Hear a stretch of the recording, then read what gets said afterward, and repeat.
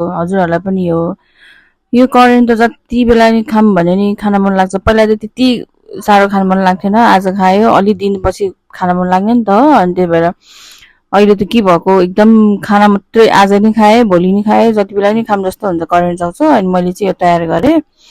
यसलाई चाहिँ मैले त्यो हल्का त्यही चाउचाउको पानी राखेर अनि मसलाहरू राखेर पिरो चाहिँ थोरै राखेको, किनकि अब भान्जालाई पनि दिन पर्ने छ नि त खाजा। अनि त्यही भएर मैले पिरो चाहिँ ठिक्कको राखेर अनि मैले चाहिँ यहाँ भाग लगाएँ चाउचाउ। यो चाहिँ भान्जाको लागि अनि यता चाहिँ दिदीको लागि है। अनि त्यसपछि उनीहरूलाई चाहिँ मैले फ्राई गरेको अम्लेट बनाइदिएको थिएँ कि। अनि चाहिँ बाबाले पिरो खानुहुन्न नि त, बाबालाई चाहिँ अनि भात पोड्दै थिएँ। अनि मलाई चाहिँ त्यो उसिनेको अन्डा हो, अनि मैले चाहिँ कागती राखेर अनि खाना सुरु गरेँ मैले। तर यति बेलासम्म चाहिँ फेरि सबै त्यो पानी सोसेर सुक्खा भइसकेको थियो कि।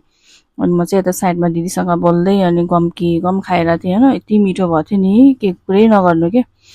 अनि उसिनेको अन्डा चाहिँ मलाई एकदम मनपर्छ कि यो चाउचाउसँग अम्लेट भन्दा पनि। त्यसपछि म चाहिँ गम खाएँ। अनि खाँदैछु, पिरो ठिकै थियो, त्यति पिरो पनि थिएन, किनभने बाबुलाई नि दिने थियो नि त, त्यही भएर। अनि ठिक्कको पिरो राखेर अनि म चाहिँ यता दिदीसँग कुरा गर्दै अनि दिदीलाई नि पिरो भयो कि भएन भन्दै सोध्दै अनि खाँदै हामी दुईजना गफ गर्दै खाइरहेको थियौँ। गर्मी पनि यति साह्रो गर्मी छ नि त यता त फेरि।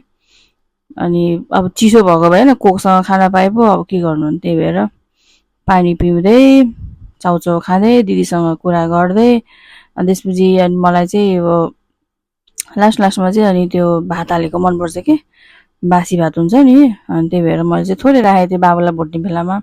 अनि म दिदीलाई पनि खाना छ, खाने भए चाउचाउमा हालेर खानु भन्दै थिएँ। अनि त्यसपछि मैले पनि यो खाएर लास्टमा मैले चाहिँ जहिले पनि के लास्टमा चाहिँ थोरै राख्छु कि, खाना छ भने चाहिँ थोरै राख्छु कि खानासँग खानालाई। अनि मैले चाहिँ यसलाई मुसेर अनि त्यसपछि राखेँ अनि मोलेँ। त्यसपछि मैले हातले नै मोलेँ। अनि त्यसमा चाहिँ मैले कागती पनि राख्छु कि खाएपछि। अनि मलाई कागती थोरै अमिलो लाग्दैन, अनि मैले फेरि कागती निचोरेर अनि कागती खान्छु कि। अनि कागती हालेर अनि त्यहाँ दिदीसँग कुरा गर्दै दिदीलाई खानु भन्दै अमिलो तितो पनि भइसकेको थियो कि कागती पनि। अनि गम दिइरहेको थिएँ मैले चाहिँ, यस्तो मिठो हुन्छ नि भातसँग खाएको चाहिँ लास्टमा।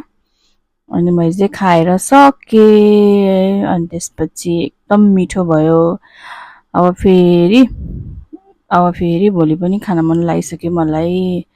यति भन्दै मेरो भिडियो सकियो। Okay by. मलाई बोल्न नआयो कि के हो खै, पिरो भएर चाहिँ मैले